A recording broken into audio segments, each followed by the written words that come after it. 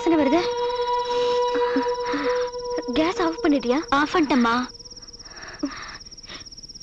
அண்ணா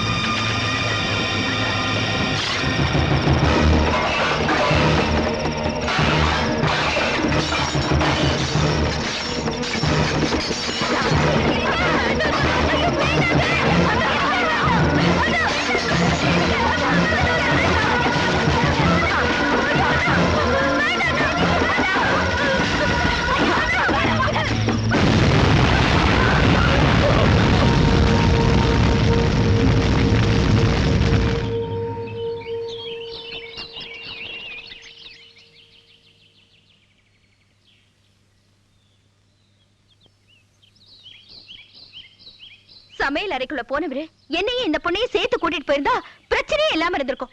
ஒரு வழியா நாங்க 3 பேரும் சேர்ந்தே செத்து தொலைஞ்சிருப்போம். ஆனா பழி வாங்கணும்னு நினைக்கிறாரு. தங்கச்சியா பொண்டாட்டியா? ஒரு வழியா தங்கச்சியை தனியா நிக்க வச்சாச்சு. பொண்டாட்டியை தனியா நிக்க வச்சாச்சுன்னா ஒருத்தருக்கு ஒருத்தர் ஒத்தாசையா இருப்பாங்கன்னு நினைக்கிறாரா? மத்தவங்க செய்யற தப்பு பூத கண்ணாடி வச்சு பார்க்க தெரியுதுல்ல. முதல்ல அவரோட தப்பு என்னன்னு பார்க்க சொல்லுங்கப்பா. தற்கொலை பண்ணிக்கிறது தான் பிரச்சனைக்கு தீர்வுன்னு சொன்னா திருப்பதி கோயிலை விட சூசைட் பாயிண்ட்ல தான் கூட்டம் அதிகமா இருக்குன்னு அவற்றை சொல்லுங்கப்பா.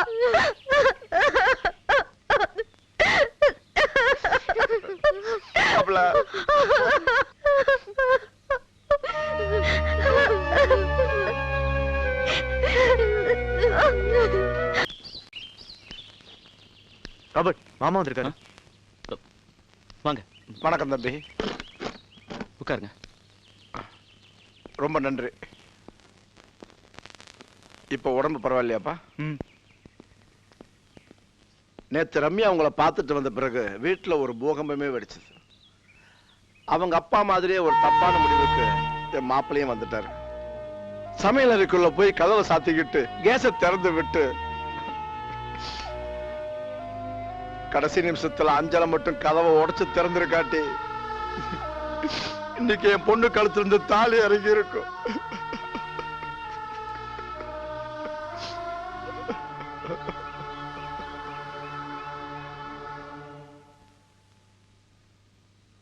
உங்ககிட்ட கொஞ்சம் தனியா பேசணும்.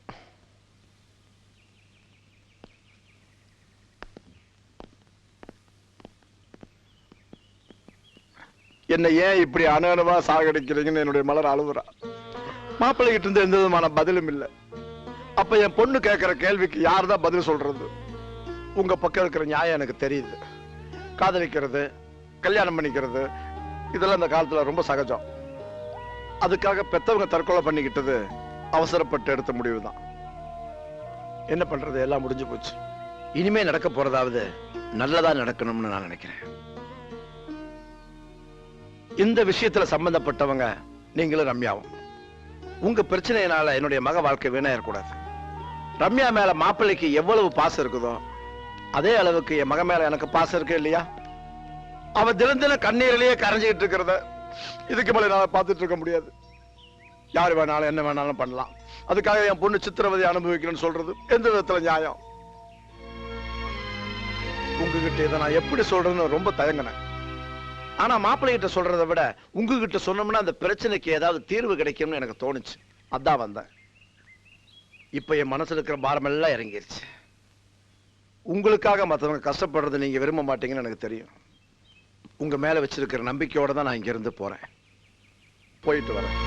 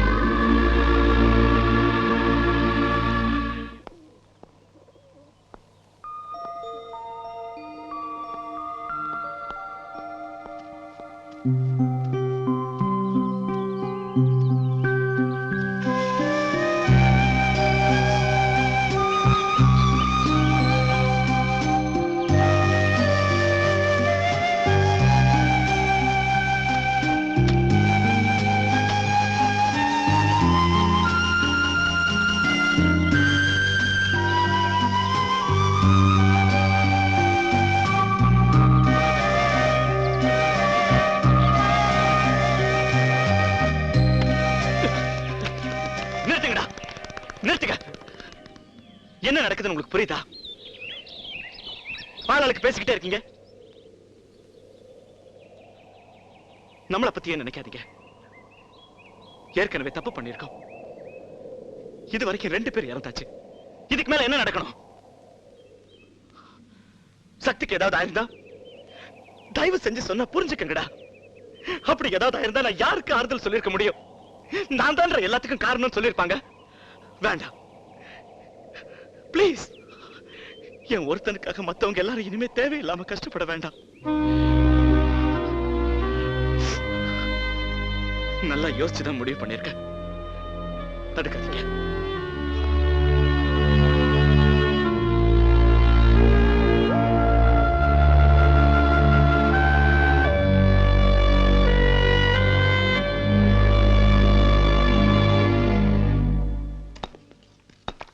எழில் பாத்து. ரம்யாவை நான் கல்யாணம் பண்ணிக்கிறேன்னு சொன்னது வெறும் அனுபவத்துல சக்தி. சத்தியம். அவ மனசு மாறணும். மாறுவா. அது வரைக்கும் நான் வெயிட் பண்றேன். போதுமா? அவ சரின்னு சொன்னது எனக்கு உடனே போன் பண்ணு. அடுத்த பிளைட்ல கிளம்பி நான் இங்க வரேன். வந்ததும் அடுத்த முகூர்த்தத்திலே கல்யாணம். ஓகேவா? எழில், நான் இருக்கிறதே நீ சொன்ன இந்த ஒரு வார்த்தையால தான்டா. நீ என் அத்தை மகன் மட்டும் இல்லடா, என் உண்மையான நண்பன். Best of luck. தேங்க்யூடா. ஐயா ஐயா, ஏற்கனவே ரொம்ப நேரம் பேசிட்டீங்க. பிளைட்டுக்கு நேரமாச்சு, கிளம்புங்கய்யா. ஓகே. Oh sorry. தேங்க்யூ. போயிட்டு வாங்கய்யா.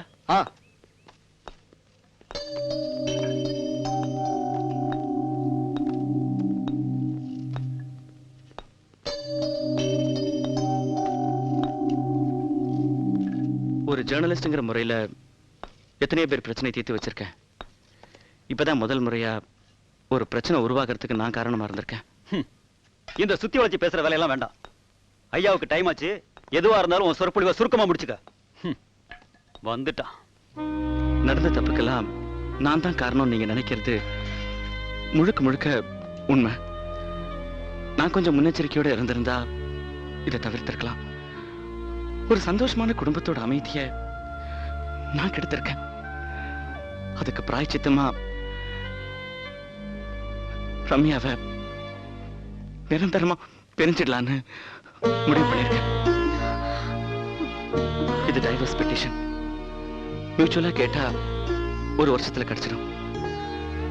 இதுல நான் சைன் பண்ணிட்டேன், ரம்யாவும் சைன் பண்ணிட்டா சுலபமா முடிஞ்சிடும்.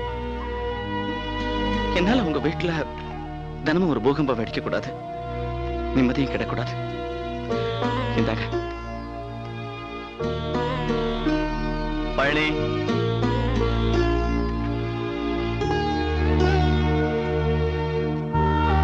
சிங்கப்பூர்ல ஏஜென்சி போட்டோகிராஃபரா முன்னாடி வேலை செஞ்சுக்கிட்டு இருந்தேன்.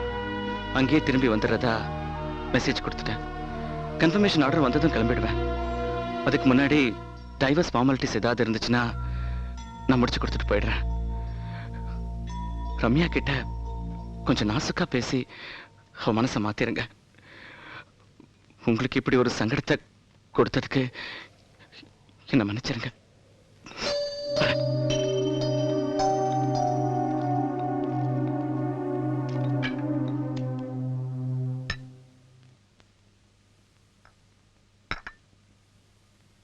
நான் வரேம்மா. வாங்கம்மா. உடம்பு ஜாக்கிரதையா பாத்துக்கணும். ஓகே. Hello doctor. ஹலோ. என்ன இவ்வளவு தூரம்? ரம்யாவை செக்அப் பண்றதுக்காக வந்தேன். ரம்யா, என்னாச்சு? பயப்படாதீங்க, சந்தோஷமான விஷயம் தான். கன்சீவ் ஆயிருக்கா. நல்லபடியா பாத்துக்கோங்க. ஓகே. வரமா? சரி. வரேன்.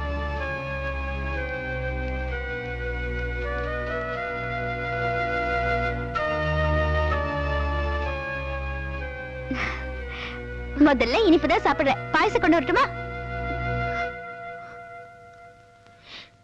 டாக்டர். என்ன சக்தி? ஒரு நிமிஷம், உங்ககிட்ட கொஞ்சம் பேசணும். உள்ள வாங்க. ரம்யா இப்பதான் நடந்தது எல்லாத்தையும் மறக்க ஆரம்பிச்சிருக்கா. அவளுக்காக நிச்சயம் பண்ண மாப்பிள்ளைக்கு ரம்யாவை பத்தி முழுசா தெரியும். நடந்த எல்லாத்தையும் மறந்துட்டு அவளுக்காக காத்திருப்பேன்னு உறுதியா சொல்றான். இந்த நேரத்துல இப்படி ஒரு பிரச்சனை. குழந்தை இருந்தா பழசையெல்லாம் மறக்க முடியாது டாக்டர். ரம்யாவை ஏத்துக்க தயாரா இருக்கிற அவன் குழந்தையை சேர்த்து ஏத்துக்குவானா? சரி, குழந்தை பிறந்த பிறகு எங்கேயாவது வளர்க்கலானா எங்கேயோ வளர்ற குழந்தைய நினைச்சு காலம் பூரா கண்ணீர் விடுறதுக்கு தான் அவளுக்கு நேரம் சரியா இருக்கும். அதனாலதான் சொல்றேன், இந்த குழந்தை வேண்டாம் டாக்டர். என்ன சொல்றீங்க? எனக்கு என் தங்கச்சி தான் முக்கியம். இந்த குழந்தையால அவ காலம் முழுக்க வேதனைப்படுறத என்னால தாங்கிக்க முடியாது. வேண்டாம், இந்த கருவை கலைச்சிருங்க. நீங்க சொல்றது எனக்கு புரியுது சக்தி. ஆஸ் ஏ டாக்டர் நான் உங்களுக்கு ஹெல்ப் பண்றது கஷ்டம். 2 விஷயத்தை நான் சொல்லி ஆகணும். முதல் குழந்தையை கலைக்கிறது என் தொழிலுக்கே விரோதம். நாளைக்கு இன்னொரு குழந்தைக்கு வாய்ப்பு இல்லாம போயிட்டா அவ என்ன பத்தி என்ன நினைப்பா? அதுவும் இல்லாம இப்ப அவ ஹெல்த் இருக்கிற கண்டிஷனுக்கு அபார்ஷன் பண்ணா அது அவளையே பாதிக்கலாம். சாரி, யோசிச்சு முடிவு பண்ணுங்க.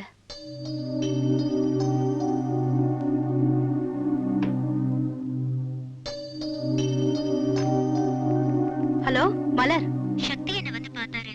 குழந்தைய அபோர்ட் பண்ண சொன்னாரு. என்ன சொல்றீங்க?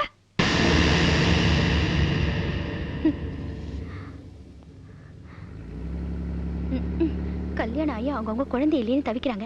ஒரு சிலர் இருக்கிற குழந்தைய கலைக்கணும்னு துடிக்கிறாங்க. என்ன ஜென்மம்? முணுமுணுத்துட்டு இருக்க? இந்த கருவை மட்டும் கலைச்சிங்க, இந்த ஜென்மத்துல என் வயித்துல ஒரு புழு பூச்சி கூட தங்காத சொல்லிட்டேன். அடித்தடி எல்லாம் பண்ணியாச்சு. கொலை பண்றது ஒண்ணுதான் பாக்கினா அதையும் பண்ணிடுங்க. ஏய், முட்டாள்தனமா பேசாத. அவன் டைவர்ஸ் பண்ணிட்டு சிங்கப்பூர் போறேன்னு தெளிவா சொல்லிட்டான். நாளைக்கு அவளுக்கு ஒரு குழந்தை பிறந்து அந்த குழந்தைக்கு அப்பா யாரு கேட்டா நான் என்ன பதில் சொல்வேன்? இது பாரு, பேச வந்துட்டா. என்ன நடந்துட்டு இருக்குன்னு எனக்கு இல்லடி தெரியும். என்னது? என்ன பையமா? அண்ணா, எனக்கு அவர் வேண்டாம். நான் அவரை விட்டு பிரிஞ்சிடுறேன்னா டைவர்ஸ் வாங்கிக்கிறேன். நீ சொல்றதெல்லாம் கேக்குறேன். உன் கூடவே இருப்பேன்னா. இந்த குழந்தைய மட்டும் ஒண்ணும் பண்ணிடாதண்ணா. தயவு செஞ்சு இந்த குழந்தைய மட்டும் ஒண்ணும் பண்ணிடாத. பிளீஸ் நா.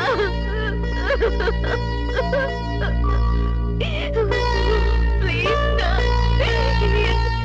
இந்த குழந்தைய மட்டும் ஒண்ணும் பண்ணிடாத.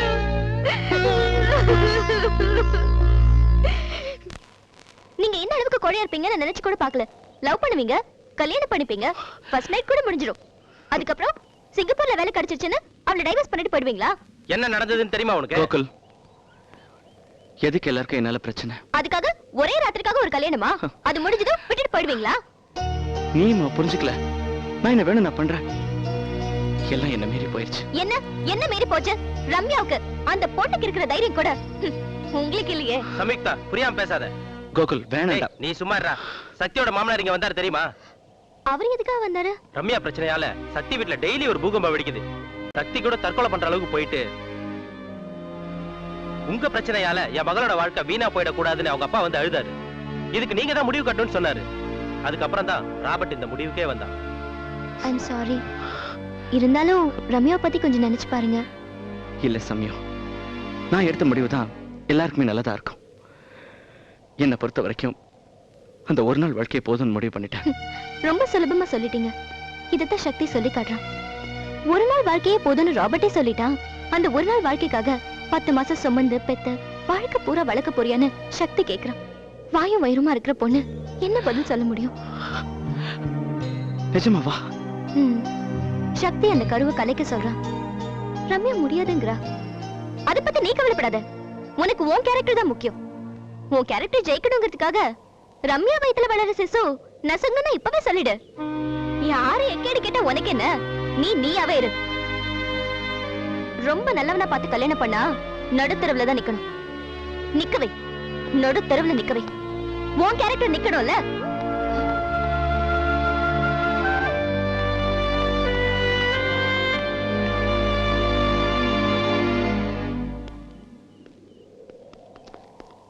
நான் அன்னைக்கே சொன்னேன், சக்தி கிட்ட பேசும்போது எச்சரிக்கையா பேசுன்னு. நீ பாட்டுக்கு மேரேஜ் சர்டிபிகேட், போட்டோ எல்லா எவிடன்ஸையும் அவங்கிட்ட கொடுத்துட்டு வந்துட்ட. ரம்யா உன் ஒய்ஃப்ன்றதுக்கு எந்த ஆதாரமும் இல்லையடா. எல்லாத்தையும் பெருந்தன்மையா விட்டு கொடுத்துறேன்னு சொல்லிட்ட. பதிலுக்கு அவன் என்ன செய்யணும்னு கேட்க வேணாமா? அவனை பார்க்க போகும்போதே சொன்னோம், சரண்டர் ஆயிடாதடா, பார்கிங் பண்ணுன்னு. உனக்கு அவனுக்கு நடுவுல ஏதாவது ஒரு ஒப்பந்தம் இருக்கணும். நீ என்னடானா அவன்கிட்ட பாவம் மன்னிப்பு கேட்கற மாதிரி போயிட்ட. அவன் அதை சாதகமா எடுத்துக்கிட்டான். அவன் மேல தப்பு இல்ல, தப்பெல்லாம் உன் மேலதான். நீ பாட்டுக்கு பொறுப்பு இல்லாம பேசிட்டு வந்துட்ட. அவ சொல்ற மாதிரி ரொம்ப நல்லவனாவும் இருக்கக்கூடாது. என்னதான் செய்ய சொல்றீங்க? என்ன சொல்லணும்னு உனக்கு தெரியாதா? நாம இதை பத்தி ஏற்கனவே பேசிருக்கா. அதை இப்ப பேசு. நான் இதை கொடுத்துருக்கேன், நீ என்ன கொடுக்க போறேன்னு கேளு. தோபார், எந்த காரணத்துக்காகவும் ரம்யாவையும் குழந்தையும் டிஸ்டர்ப் பண்ண கூடாதுன்னு தெளிவா சொல்லிடு. டேய் நீ சிங்கப்பூரே போக வேணாடா. வேணா ராபர்ட், நீ சிங்கப்பூர் போக வேணாம். மலர் வாங்க மாமி. நல்லா இருக்கியா? நல்லா இருக்கேன். எப்படி இருக்க ரம்யா? உட்காருங்க. உட்காருங்க. இருக்கட்டும். அப்புறம் எங்க ஆத்துல கிருஷ்ண ஜெயந்தி பஜன் வச்சிருக்கேன். நீங்க எல்லாரும் கண்டிப்பா வரணும். நான் எதுக்கு கூப்பிடுறேன்னு புரியுறதோன்னோ? நடந்ததையே மனசுல வச்சுட்டு இருக்க கூடாதுமா. இப்படி 4 இடத்துக்கு போயிட்டு வந்தாதான் மனசுல இருக்கிற பாரம் கொஞ்சம் குறையும். நீங்க எல்லாரும் கண்டிப்பா எங்க ஆத்துக்கு வரணும். குங்குமம் எடுத்துக்கோமா. ஆண்டி, பஜன்ல நான் தான் மிருதங்கம் வாசிக்க போறேன். டேய் உனக்கு அறிவு இருக்கா? கலவையோட சேர்த்து ஜல்லியை போட வேண்டியதானே? கொத்தனார் புதுசுங்கய்யா. ஐயா, அவர் வந்திருக்காருயா. யாரு? ரம்யா அம்மா வீட்டுக்காரர். ஐயா எனக்கு தெரியும். அவன் மறுபடியும் இங்க உங்களை தேடி வருவான்னு எனக்கு தெரியும். அன்னைக்கு அஸ்திவாரம் போட்டான்ல, இன்னைக்கு சோறு எழுப்ப வந்திருக்கான். வந்துட்டான் பாருங்க. வணக்கம். நான் உங்ககிட்ட கொஞ்சம் தனியா பேசணும். பேசு. ரம்யா கன்சீவ் ஆயிருக்கிறதா கேள்விப்பட்டேன். அந்த கருவை கலைக்க நீங்க முயற்சி பண்றதாவும் கேள்விப்பட்டேன். ரம்யா வீக்கா இருக்கா. இந்த ஸ்டேஜ்ல அவளுக்கு அபார்ஷன் பண்ணா அது தாயும் பாதிக்கும்னு டாக்டர் சொல்லியிருக்காங்க. என் மேல இருக்கிற கோவத்தை நீங்க அந்த குழந்தை மேல காட்டுறது நேரடியா உங்க தங்கச்சியை தான் பாதிக்கும். அப்படி ஏதாவது ஆயிடுச்சுன்னா எந்த தங்கச்சிக்காக நீங்க இவ்வளவு செஞ்சீங்களோ எல்லாமே. சார், ஒரே ஒரு ரெக்வெஸ்ட். அந்த கருவை கலைக்கிறதுக்கு முயற்சி பண்ண வேண்டாம். நான் ஏன் குழந்தைக்காக பேச வரல சார், உங்க தங்கச்சிக்காக தான் பேச வந்திருக்கேன். சார், உங்க மௌனத்தை நான் சம்மதம் எடுத்துக்கலாமா? நான் கொடுத்த வாக்குறுதியை நான் காப்பாத்துவேன். நீங்க நான் வரேன்.